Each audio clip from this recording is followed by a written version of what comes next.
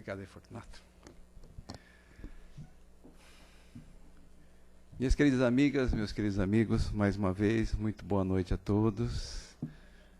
Aos nossos amigos internautas também, o nosso cumprimento, o nosso abraço fraternal.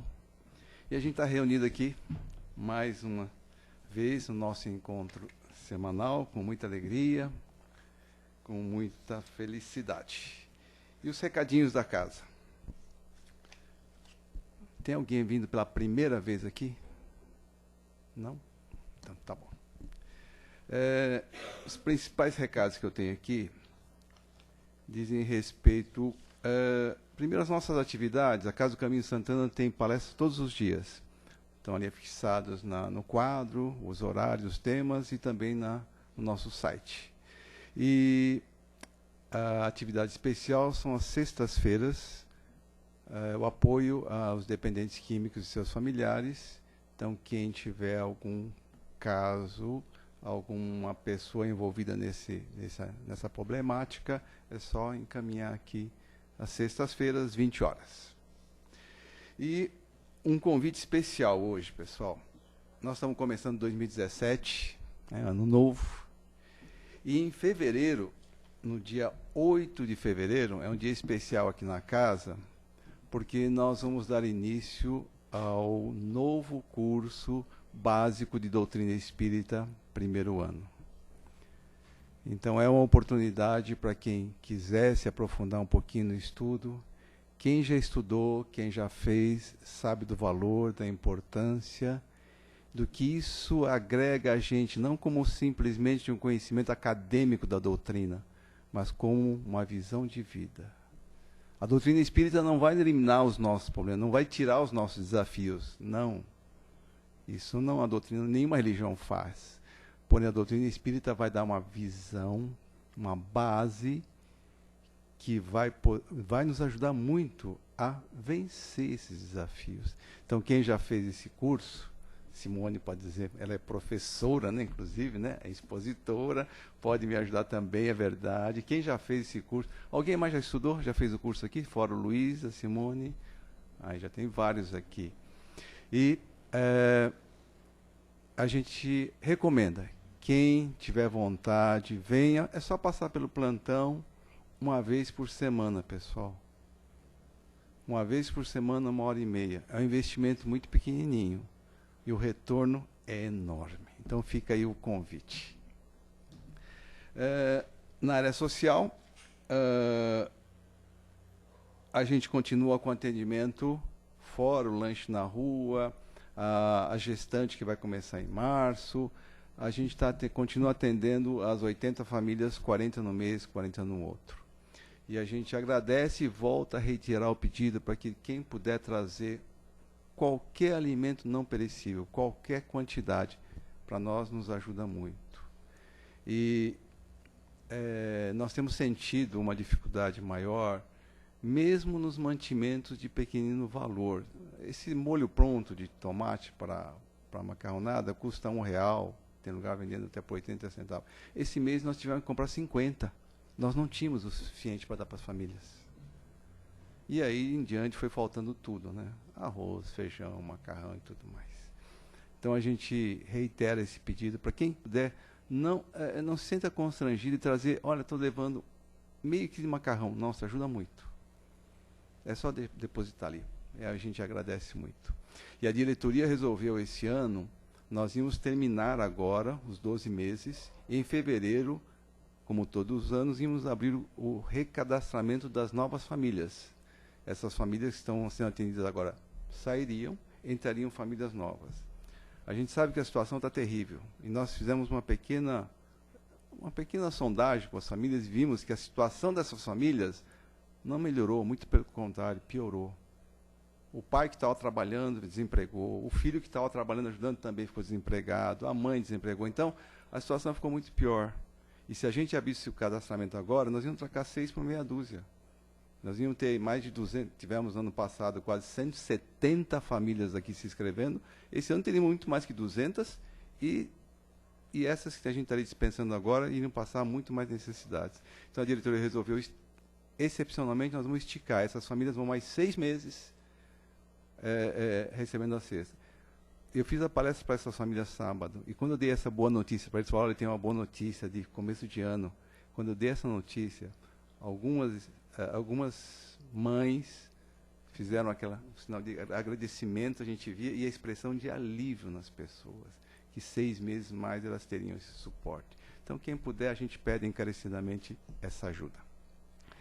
E o último recadinho, rapidamente, nós estamos aqui organizando a viagem para Araxá, para o hospital da Casa do Caminho Araxá, que a gente tem uma parceria do irmão Tadeu.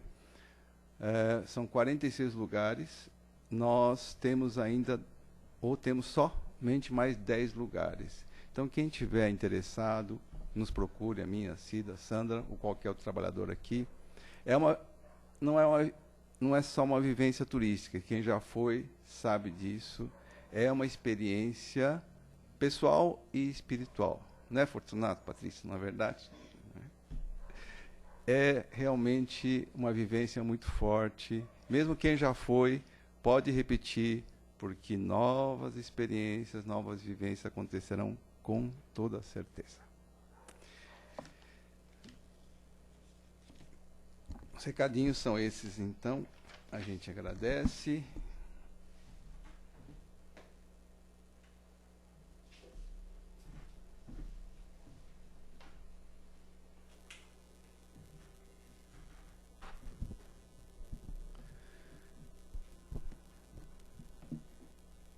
Amigos e amigas, nesse instante, sentindo-se confortável, quem achar necessário e bom, feche seus olhos físicos.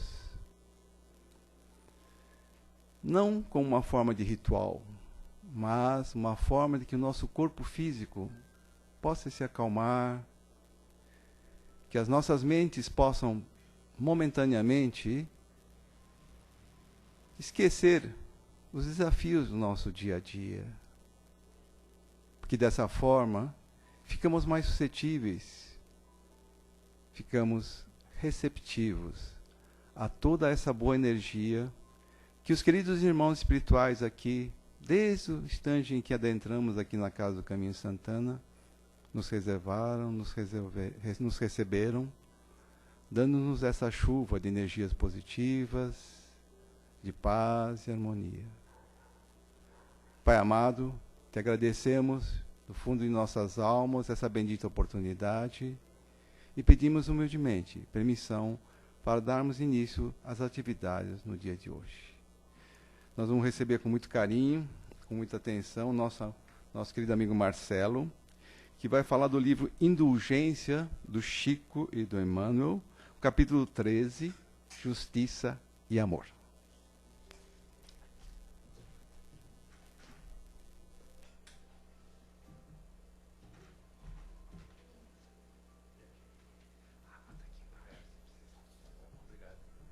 Olá pessoal, boa noite, bem-vindos.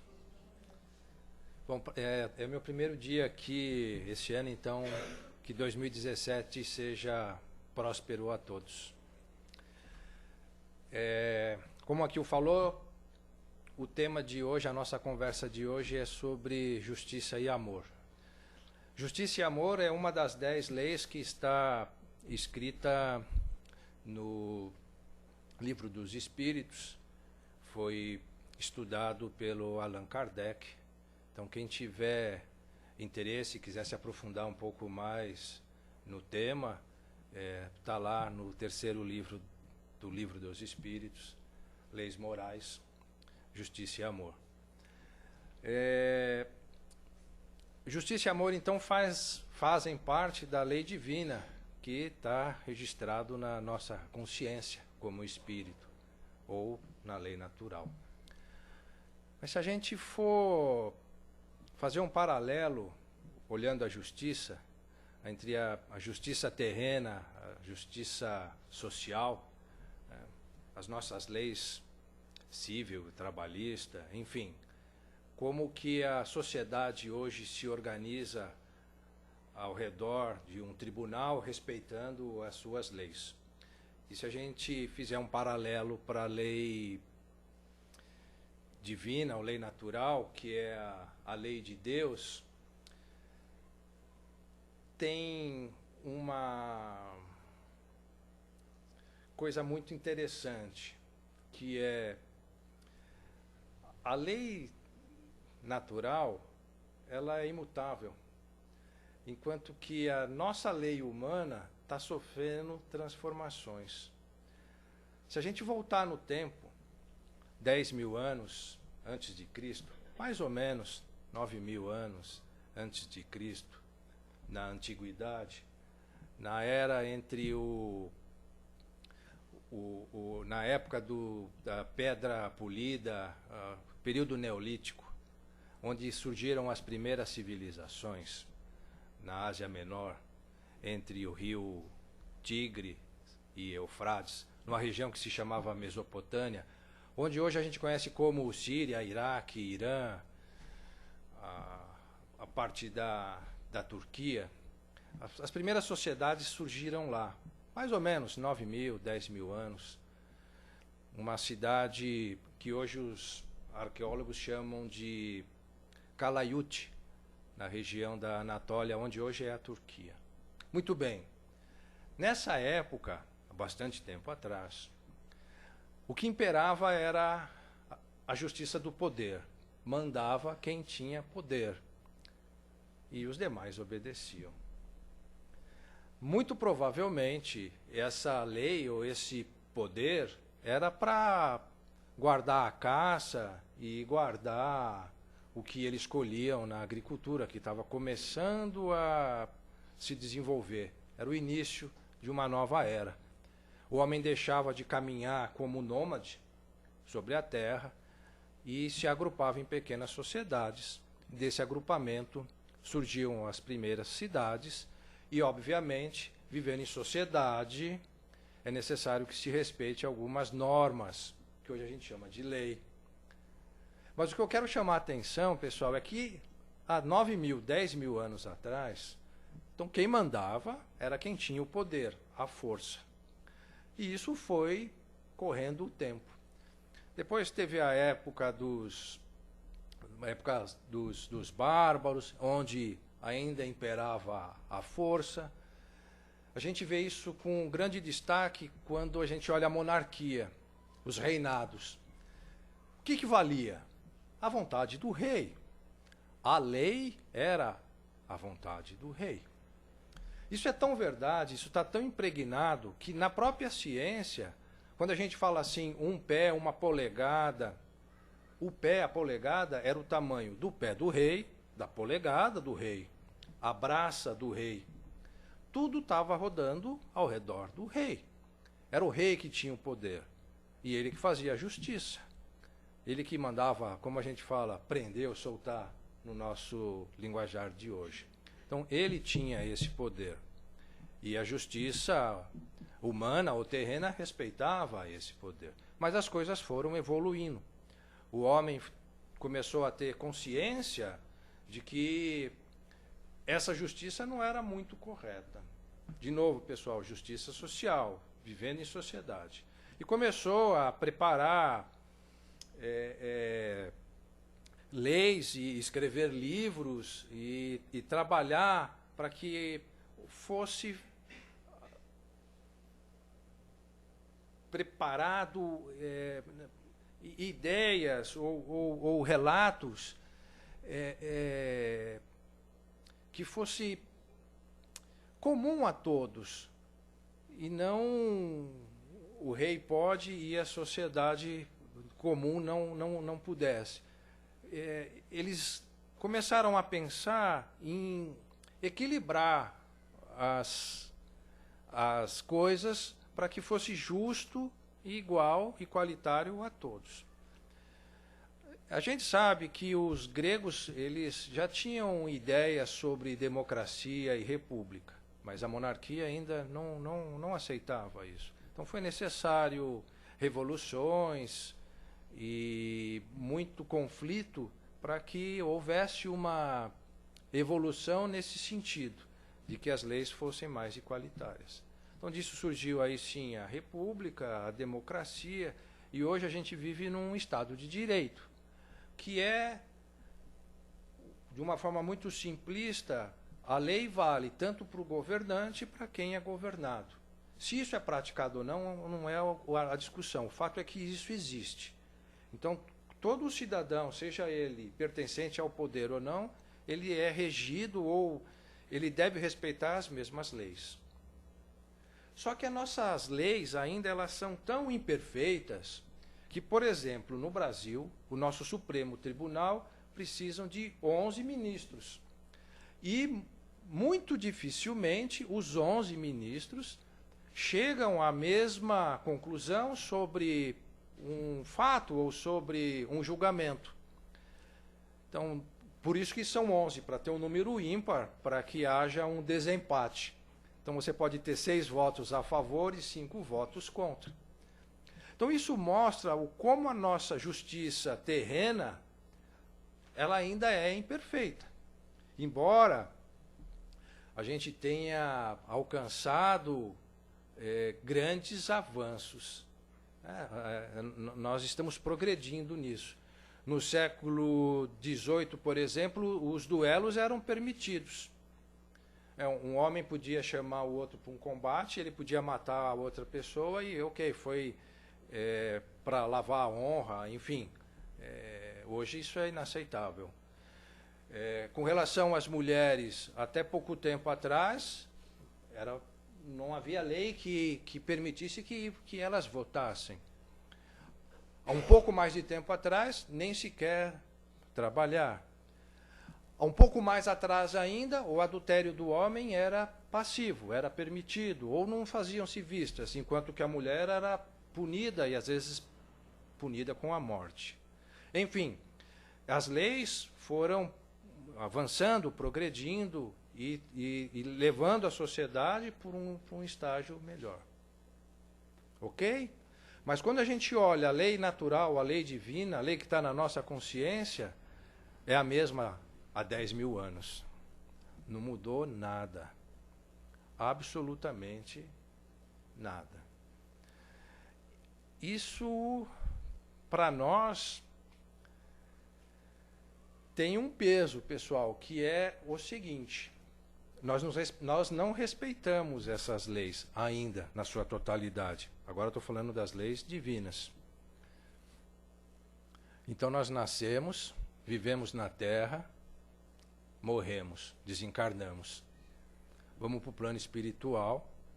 Lá no plano espiritual, num determinado momento, a nossa consciência é chamada à luz. Nós temos um despertar lá na erraticidade. E nossa consciência se torna serena. Nesse momento de serenidade, em que a consciência está na sua plenitude, nós somos questionados por um juiz, que somos nós mesmos, sobre o que eu fiz na minha última encarnação. Muito bem. O que fizestes de bom? Como usou o seu tempo? Você foi útil? Ajudou as pessoas? Doou os ouvidos para que ela falasse contigo? Foi paciente? Foi gentil? Foi educado? Você foi generoso? Vou além. Conseguiu fazer algum tipo de caridade? Você estudou? Praticou aquilo que aprendeu? Dependendo de como essas coisas são respondidas, a nossa consciência justa que é, estabelece um plano e nós reencarnamos para tentar sanar as penas que a nossa consciência na erraticidade nos impôs. Reencarnamos, vivemos de novo na Terra, desencarnamos, passamos de novo pelo processo, encarnamos. Será que a gente estava lá na Mesopotâmia há 10.000 anos atrás? Será? Como deve ser o mundo numa esfera mais elevada, onde não há necessidade das leis terrenas? Onde não há um juiz, não há um advogado, não há necessidade disso. Como deve ser gratificante tranquilo viver num ambiente assim. Às vezes a gente não respeita muito a lei de trânsito. Vou parar aqui, ninguém está vendo, vou passar um sinal vermelho, faço conversões sem dar seta, coisas pequenas, mas são leis que a gente não respeita. Estou dando só um exemplo, pessoal. E as leis de Deus, a lei divina, lei do progresso da sociedade, da construção, da destruição, da conservação, do progresso, do trabalho, da adoração, do amor e da caridade. Será que a gente está respeitando, ou traçando, ou trabalhando essas leis? Amor e justiça têm uma relação muito forte, principalmente quando a gente olha o título do livro, quando o Chico e o Emmanuel estabelecem de indulgência.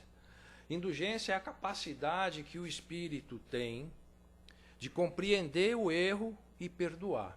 É uma virtude do espírito. A gente tem essa virtude? Vou contar uma breve história para vocês, uma lenda muito antiga indígena, mas ela é,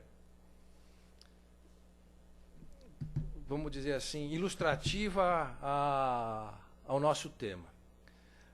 Essa lenda, contada aí há muitos e muitos anos atrás, fala de uma civilização indígena, onde o poder era dado pelo chefe da tribo.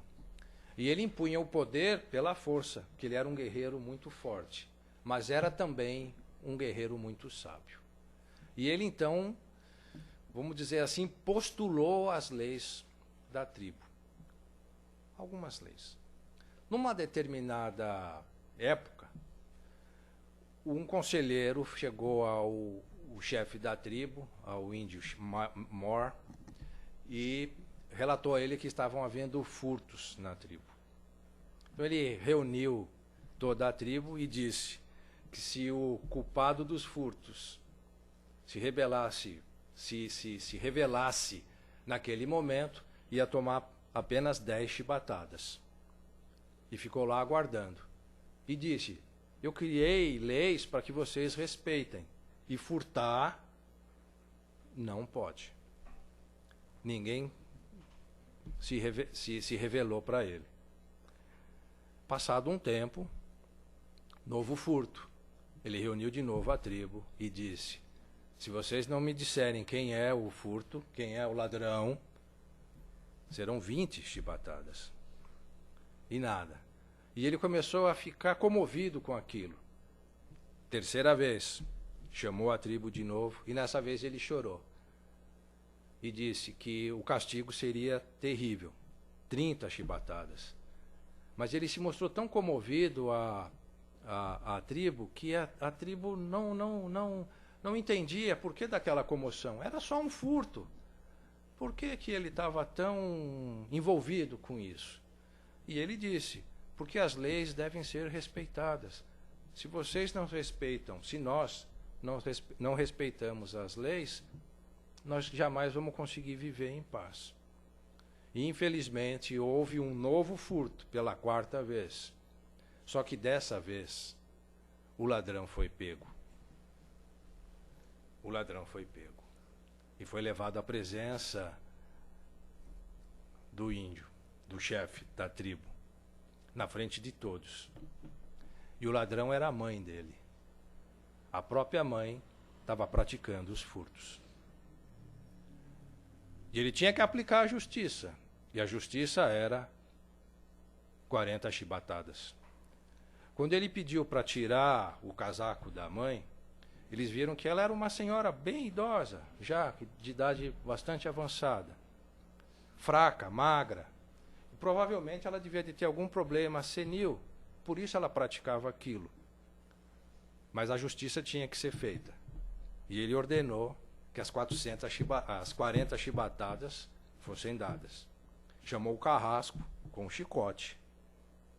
E na hora que o carrasco ia chicotear a mãe, ele pediu para parar. Ele tirou a veste, abraçou a mãe e pediu que fosse imposto o castigo. Então ele recebeu, abraçando a mãe, as 40 chibatadas. É uma prova, essa lenda mostra que é possível se aplicar justiça com amor.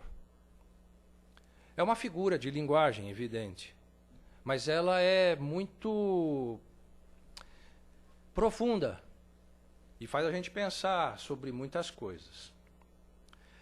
Então é possível que se estabeleça a justiça com amor. A indulgência é uma virtude, é um caminho que nos leva a isso.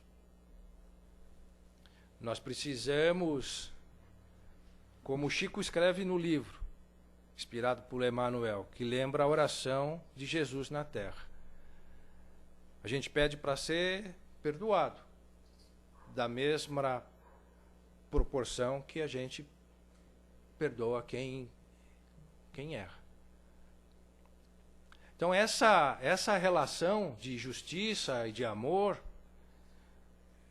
no plano espiritual tem muito a ver com a nossa vontade ou o nosso interesse, no bom sentido, de nos preocuparmos com o nosso próximo, entender por que está errando e nos dar esse perdão.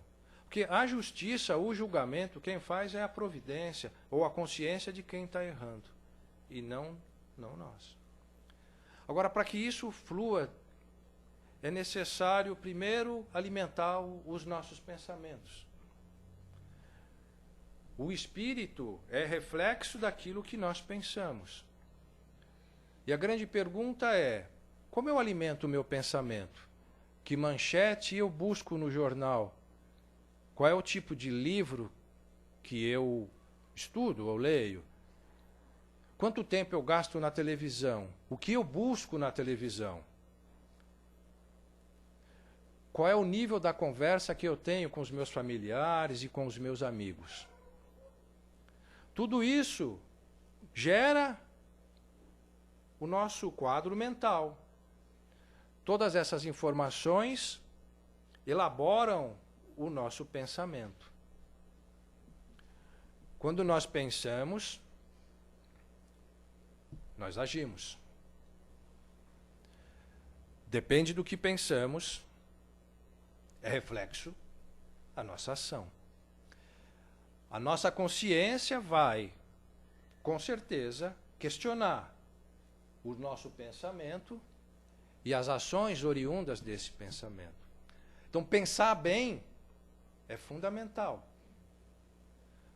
O Emmanuel fala que a justiça cria as paredes da penitência, enquanto o amor cria as paredes da escola. São coisas que estão juntas. É fundamental, pessoal, o nosso estudo. Isso a espiritualidade sempre, aqui no começo fez o pedido, para que a gente estude. Se não quer estudar na Casa do Caminho, ou em outro lugar, ou estudar na sua própria casa, mas estudem, aprendam, se desenvolvam. Isso é importante para cada um. Como aqui o mesmo colocou, não pela questão acadêmica de se tornar um professor, nada disso, mas para ter o desabrochar da mente, para ter pensamentos mais elevados, mais edificantes, buscar um conhecimento maior. No começo eu disse a vocês que há 10 mil, 9 mil anos atrás era a justiça do poder. Não existia lei, nem escrever sequer nós sabíamos. Olha o avanço. Nós temos que transferir esse avanço para a nossa vida espiritual, para o nosso conhecimento espiritual. E transmitir esse avanço só é possível estudando e praticando. Todos os dias, cada um de nós recebe uma missão, recebe um trabalho, recebe uma tarefa. E às vezes a gente nem percebe isso. Mas cabe a cada um de nós aceitar, sem reclamações, sem murmúrios, essa tarefa. que Deus nos dá todos os dias. Guardar o nosso coração sem nenhum tipo de ressentimento, de mágoa, sem nenhuma ideia vingativa. Procurar encontrar nas pessoas do que elas realmente precisam e tentar, com todo o esforço que nós pudermos, sanar essa necessidade. Às vezes, na plenitude não é possível, mas um pequeno conforto, às vezes é. Manter a mente lúcida e trabalhando sempre ideias edificantes. Sem mágoas, sem ressentimentos. Está pronto para servir, para trabalhar, sem esperar absolutamente nada em troca. Por onde quer que a gente caminhe, vamos tentar passar motivação, passar esperança, passar algo de bom. E procurar em tudo ver o lado bom das coisas, porque em tudo há sempre uma face boa.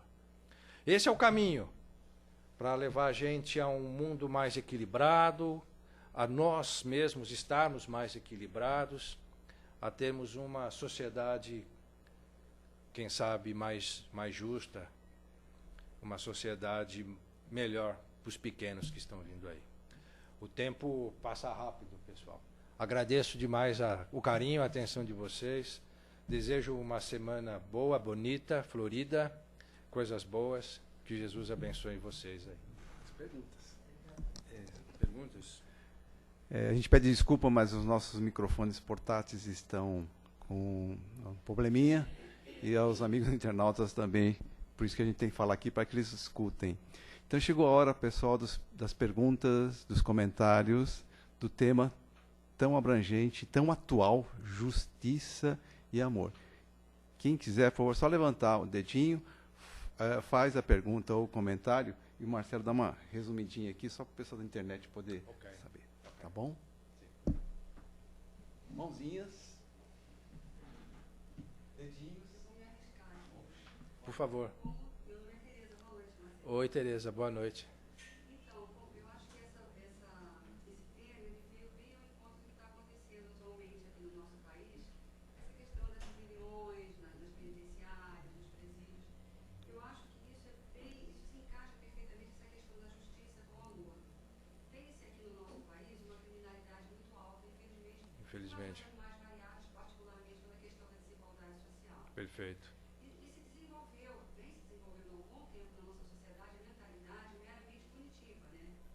Sim. Que o criminoso tem que ser maltratado para ser punido pelos seus erros. E o que vem ocorrendo aqui é o exemplo vivo de que isso é um erro. Total e absoluto. A pena não pode ser meramente punitiva, não. Tem que se aplicar a chamada justiça com amor, a reeducação, a reinserção ou a inserção desse indivíduo na sociedade, justamente para que ele não volte a reincidir. Então seria muito bom se a nossa sociedade acordasse para essa realidade, né? De que é preciso ensinar a usar a amar. Isso você só ensina a amar dando amor. Tereza, para a internet. A Tereza faz um paralelo entre o tema da palestra, que é Justiça e Amor, com a realidade que nós estamos vivendo hoje, com o foco principal sobre as rebeliões que estão ocorrendo aí nos presídios em todo o Brasil, podemos assim dizer. E que as penas meramente punitivas não nos levam a nada. E que para se recuperar alguma coisa é necessário fazer sim justiça, mas uma justiça com amor. Então, Tereza, a providência divina, ela usa formas, dispositivos de mexer com a sociedade. Muitas vezes essas formas são dolorosas. Não estou dizendo aqui que essas rebeliões são promovidas pela providência, mas ela vai usar, com certeza, do fato para motivar a sociedade. Ou, como você mesmo disse, para a sociedade olhar isso e falar, por que acontece isso? Infelizmente, a gente tem um legado aí terrível da nossa história, e a gente paga esse preço até hoje. Evidente que uma criança, um exemplo, faz uma traquinice qualquer, faz uma bagunça, faz uma coisa incorreta. Se o pai simplesmente vai lá e dá umas palmadas, só criou um ranço na criança, um medo, não respeito. E ela falou, pô, apanhei porque eu fiz aquilo? Apanhou porque fez aquilo. O porquê ela fez, ninguém pergunta. As consequências do fato, ninguém explica. E se ela tiver oportunidade, ela vai fazer de novo. Talvez não o faça com medo de apanhar, mas é medo. Não tem respeito. Não tem conhecimento.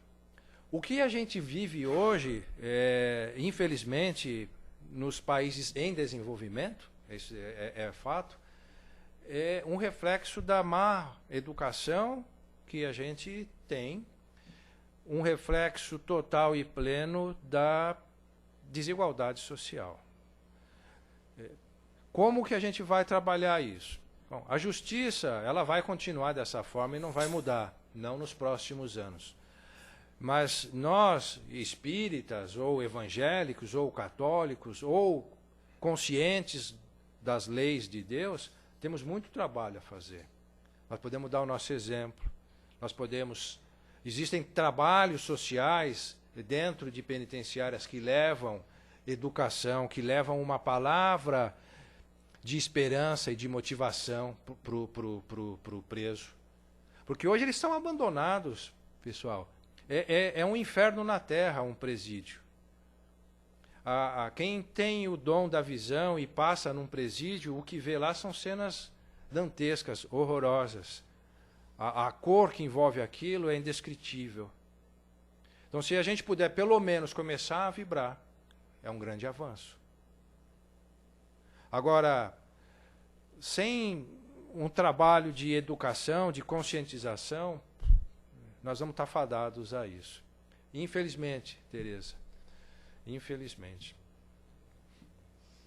Temos tempo para mais uma pergunta ou um comentário. Alguém?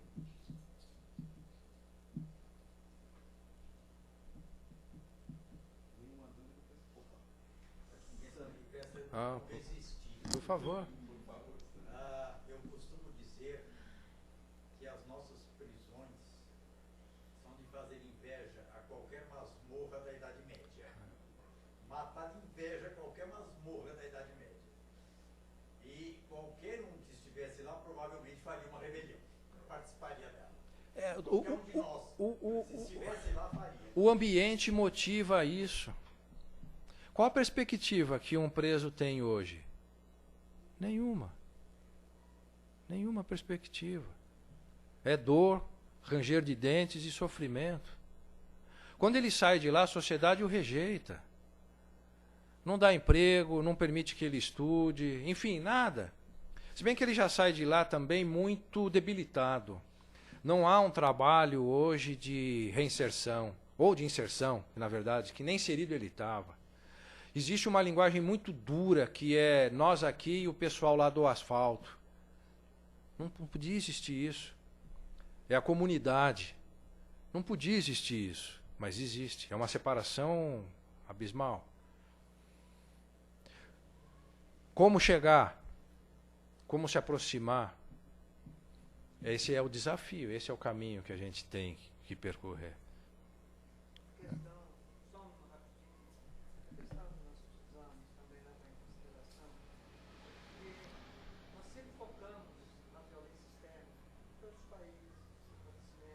Sim. Né?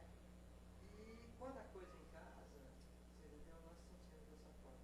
Mas nós fazemos parte desse mesmo pacote.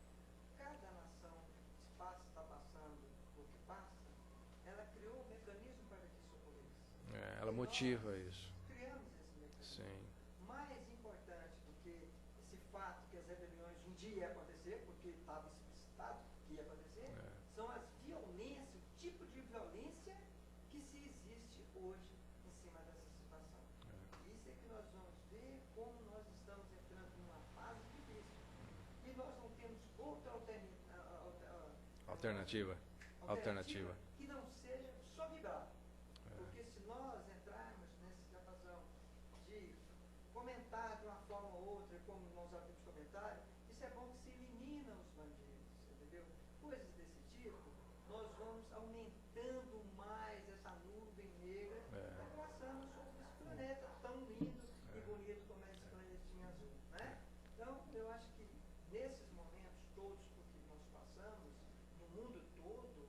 temos que pensar muito seriamente e não tentar fazer alternativas ou juramentos. Sem dúvida. Mas entregar para o pai, você tem a razão disso tudo, né? O fato é, Luiz, é que esses eventos, se a gente olhar o Estado Islâmico, por exemplo, do lado de fora do nosso muro, esses eventos, eles vêm e chocam a sociedade. A providência lá, ela está esperando que a sociedade tome uma ação. E uma ação amorosa, uma ação justa, amorosa.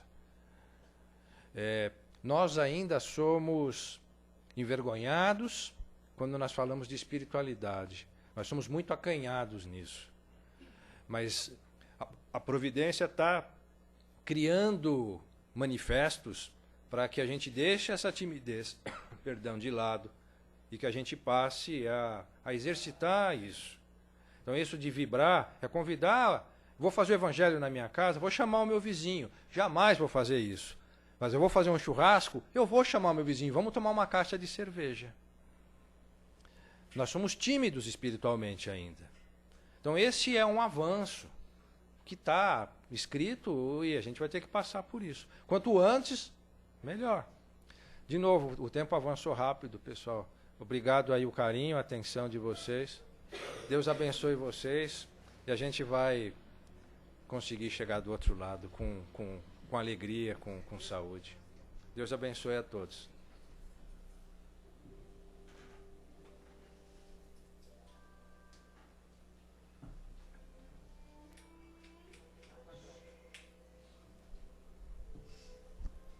Obrigado, Marcelo.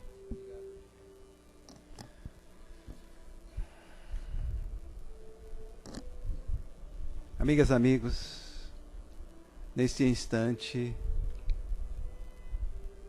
após recebermos essas energias, esse conhecimento, essas palavras para a nossa reflexão,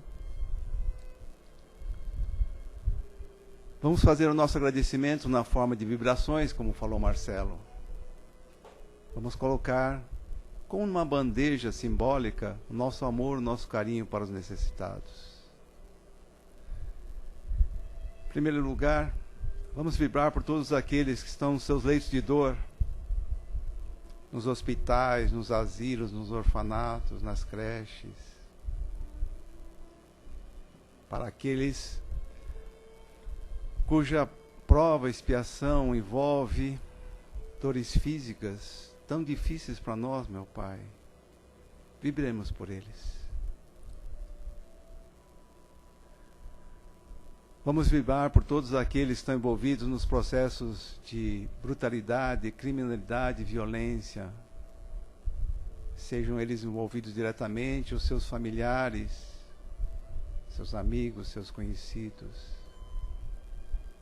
Vibremos por eles.